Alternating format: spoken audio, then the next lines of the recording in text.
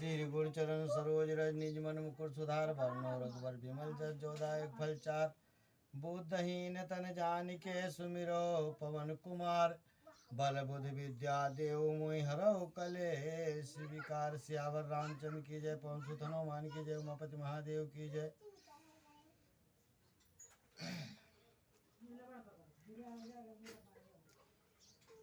सुख हाड़ल भाग सठ स्वान निरख मृगराज। छीन लिए जनि जान जड़ तिम सुर पतहि न लाज। सियावर रामचंद्र की जय, पवन सुत हनुमान की जय, उमापति महादेव की जय। जैसे मूर्ख कुत्ता सिंह को देखकर सूखी हड्डी लेकर भागे और वह मूर्ख ये समझे कि कहीं उस हड्डी को सिंह छीन न ले, वैसे ही इंद्र को नारद जी मेरा राज छीन लेंगे, ऐसा सोचते लाज नहीं आई। ते ही आश्रम मदन जब गयो और निज माया बसंत निरमयो। कुसमित विविध बिटप बहुरंगा और कुंजहि कोकिल गुंजहि भृंगा। जब कामदेव उस आश्रम में गया तब उसने अपनी माया से वहां बसंत ऋतु को उत्पन्न किया। तरह तरह के वृक्षों पर रंग बिरंगे फूल खिल गए, उन पर कोयलें कूकने लगी और भंवरे गुंजार करने लगे। कैसे? चली सुहावन त्रिविध बयारी और काम किसानु बढ़ावा निहारी। रंभादिक सुर नार नबीना और सकल असमसर कला प्रवीणा। कामाग्नि को भड़काने वाली 3 प्रकार की शीतल मंद और सुगंध सुहावनी हवा चलने लगी। रंभा आदि 9 युक्ति देवनांगनाएं जो सब की सब कामनाएं निपुण थी। करही गान बहु तान तरंगा और बहुविध क्रीडहि पाने पतंगा। देख सहाय मदन हर्षाना और किन्ह सपुन प्रपंच विधनाना। वे बहुत प्रकार की तानों की तरंग के साथ गाने लगी और हाथ में गेंद लेकर नाना प्रकार के खेल खेलने लगी। कामदेव अपने इन सहायकों को देखकर बहुत प्रसन्न हुआ और फिर उसने नाना प्रकार के माया जाल किए। काम कला कछ मुनि न व्यापी और निज भय डरऊ मनोभव पापी। सीम की चापी सकै को तासु और बड़ रखवार रमापत जासु। प्रसन्न परंतु कामदेव की कोई भी कला मुनि पर असर न कर सकी। तब तो पापी कामदेव अपने ही नाश के भय से डर गया। लक्ष्मीपति भगवान जिसके बड़े रक्षक हों, भला उसकी सीमा मर्यादा को कोई दबा सकता है? सहित सहाय सभेत यति मानिहार मन मैन। रामा मान हान हारे मन मैन और गह से जाए पुण्य चरण तब कहे उठ आरत बैन। सियावर रामचंद्र की जय, पवन सुत हनुमान की जय, उमापति महादेव की जय। तब अपने सहायकों समेत कामदेव ने बहुत डर कर और अपने मन में हार मानकर बहुत ही आर्त दीन वचन कहते हुए मुनि के चरणों को जा पकड़ा। भयउ न नारद मन कछुरोसा और कही प्रिय वचन काम परितोषा। नाय चरण सिर आय सुपाई और गयऊ मदन तब सहित सहाई। नारद जी के मन में कुछ भी क्रोध न आया। उन्होंने प्रिय वचन कहकर कामदेव का समाधान किया तब मुनि के चरणों में सिर नवाकर और उनकी आज्ञा पाकर कामदेव अपने सहायकों सहित लौट गया। मुनि सुशीलतायापन करनी और सुरपति सभा जाय सब बरनी। सुन सबके मन अचरज आवा और मुनि प्रशंस हरे सिरुनावा। देवराज इंद्र की सभा में जाकर उसने मुनि की सुशीलता और अपनी करतूत सब कही, जिसे सुनकर और सबके मन में आश्चर्य हुआ और उन्होंने मुनि की बड़ाई करके और श्री हरि को सिर नवाया।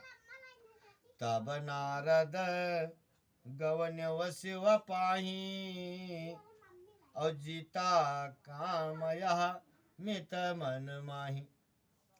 मारे चरित शंकर ही सुनाए और अत प्रिय जान महेश सिखाए। सीताराम। तब नारद जी शिव के पास गए। उनके मन में इस बात का अहंकार हो गया कि हमने कामदेव को जीत लिया है। उन्होंने कामदेव के चरित्र शिव जी को सुनाए और महादेव जी ने उन नारद जी को अत्यंत प्रिय जानकर इस प्रकार शिक्षा दी। बार बार बिनवाऊं मुनि तो ही और जिम यह कथा सुनायऊ मुहि। तिम जन हरे सुनावहु कबहू और चलऊ प्रसंग दुरायऊ तबहू। सीताराम। हे मुनि, मैं तुमसे बार बार विनती करता हूँ कि जिस तरह ये कथा तुमने मुझे सुनाई है उस तरह भगवान श्री हरि को कभी मत सुनाना। चर्चा भी चले तब भी इसको छिपा जाना। कैसे? सांबोदेन उपदेश हित नहीं नारद है सुहान और भारद्वाज कौतुक सुनो हरि इच्छा बलवान। सियावर रामचंद्र की जय, पवन सुत हनुमान की जय, उमापति महादेव की जय। जद्यप शिव जी ने यह हित की शिक्षा दी पर नारद जी को वो अच्छी न लगी। हे भारद्वाज, अब तुम तमाशा सुनो। हरि को इच्छा बड़ी बलवान है।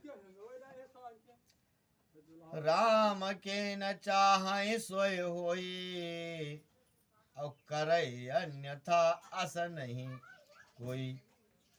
शंभु बचन मुनि मन नहीं भाए और तब बिरंच के लोक सिधाए। सीताराम। श्री रामचंद्र जी को जो करना चाहते हैं वो वही होता है। ऐसा कोई नहीं जो उसके विरुद्ध कर सके। श्री शिव जी के वचन नारद जी के मन को अच्छे नहीं लगे। तब वे वहां से ब्रह्मलोक को चल दिए। एक बार करतल बर बीना और गावत हरि गुण गान प्रवीण। क्षीर सिंधु गमने मुनि नाथा और जहाँ बस श्री निवास श्रुति माथा। एक बार गान विद्या में निपुण मुनिनाथ नारद जी हाथ में सुंदर बीड़ा लिए हरि गुण गाते हुए क्षीर सागर को गए, जहाँ वेदों के मस्तक स्वरूप मूर्तिमान वेदांत तत्व लक्ष्मी निवास भगवान नारायण रहते हैं। हरस मिले उठ रमा निकेता और बैठे आसन ऋषि समेता।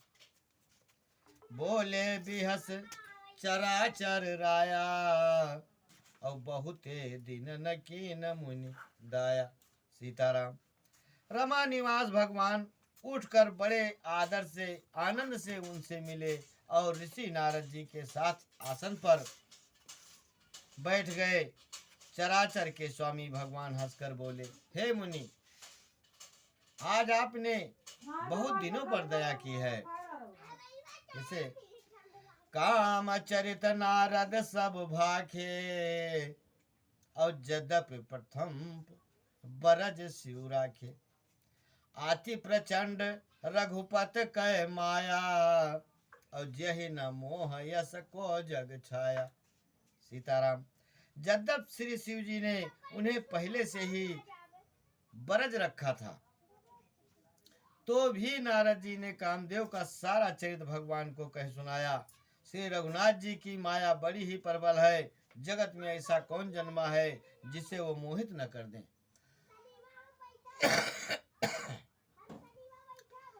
रूख बदन कर बचन मृदु बोले श्री भगवान, रामा बोले श्री भगवान। और तुम्हारे सुमिरन ते मिटई मोह मार मदमान। सियावर रामचंद्र की जय, पवन सुत हनुमान की जय, उमापति महादेव की जय।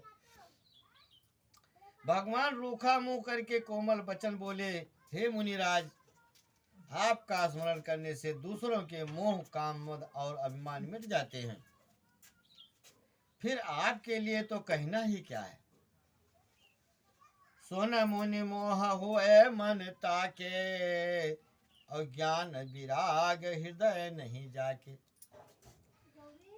ब्रह्मचरज व्रत रतमत धीरा, और तुमहि की करई मनोभव पीरा। सीताराम। हे मुनि सुनिए, मोह तो उसके मन में होता है जिसके हृदय में ज्ञान वैराग नहीं है। आप तो ब्रह्मचर्य व्रत में तत्पर और बड़े धीर बुद्धि हैं, भला कहीं आपको भी कामदेव सता सकता है। भगवान नारायण ने कहा, नारद कहौ सहित अभिमाना, की कृपा तुम्हारी सकल भगवान। करुणा निधि मन दीख विचारी, और अंकुर गर्भ तरु भारी। सीताराम। नारद जी ने अभिमान के साथ कहा, भगवान यह सब आपकी कृपा है। करुणा निधान भगवान ने मन में विचार कर देखा कि इनके मन में गर्भ के भारी वृक्ष का अंकुर पैदा हो गया है। बेगी सो मैं डारी हूँ उखारी, और पन हमार सेवक हितकारी। मुनि कर हित मम कौतुक होई, अवश्य उपाय करब मैं सोई। सीताराम। मैं उसे तुरंत ही उखाड़ फेंकूंगा, क्योंकि सेवकों का हित करना हमारा प्रण है। मैं अवश्य ही वो उपाय करूंगा जिससे मुनि का कल्याण और मेरा खेल हो। तब नारद हरि पद सिर नाई, और चले हृदय यह मित अधिकाई। श्रीपत निज माया तब प्रेरी, और सुनऊ कठिन करनी तेहि केरी। सीताराम। तब नारद जी भगवान के चरणों में सिर नवाकर चले। उनके हृदय में अभिमान और भी बढ़ गया। तब लक्ष्मीपति भगवान ने अपनी माया को प्रेरित किया। अब उनकी कठिन करनी सुनो क्या हुआ। वीर चौ मग महु नगर त्यहि, सत जो जन विस्तार। रामा सत जो जन विस्तार, और श्रीनिवास पुरते अधिक रचना विविध प्रकार। सियावर रामचंद्र की जय, पवन सुत हनुमान की जय, उमापति महादेव की जय। उस हरि माया ने रास्ते में 100 योजन यानी 400 कुवस 400 कुवस का एक नगर रचा। उस नारद नगर की भांत की रचनाएं लक्ष्मी निवास भगवान विष्णु के नगर वैकुंठ से भी अधिक सुंदर था। ये माया का नगर बनाया गया। बस ही नगर सुंदर नर नारी, और जन बहु मन सिज रति तनुधारी। तेहि पुर बसई सेल निध राजा, अवगणित है गए सेन समाजा। सीताराम। उस नगर में ऐसे सुंदर नर नारी बसते थे मानो बहुत से कामदेव और उसकी स्त्री रति ही मनुष्य शरीर धारण किए हुए हो। उस नगर में शीलनिध नाम का राजा रहता था, और जिसके यहाँ असंख्य घोड़े, हाथी और सेना के समूह टुकड़ियां थी। सत सुरेश सम विभव विलासा और रूप तेज बल नीत निवासा। विश्व मोहिनी तास कुमारी और श्री विमोह जिस रूप निहारी। सीताराम। उसका वैभव और विलास 100 इंद्रों के समान था। वह रूप तेज बल और नीत का घर था। उसके विश्व मोहिनी नाम की एक ऐसी रूपवती कन्या थी जिसके रूप को देखकर लक्ष्मी जी भी मोहित हो जाए। सोई हरि माया सब गुण खानी और शोभाता सुखी जाई बखानी। करे स्वयंवर सो नृप बाला अवाये तहाँ यगनित मही पाला। सीताराम। वो सब गुणों की खान भगवान की माया ही थी। उसकी शोभा का वर्णन कैसे किया जा सकता है। वो राजकुमारी स्वयंवर करना चाहती थी, इससे वहां अगणित राजा आए हुए थे।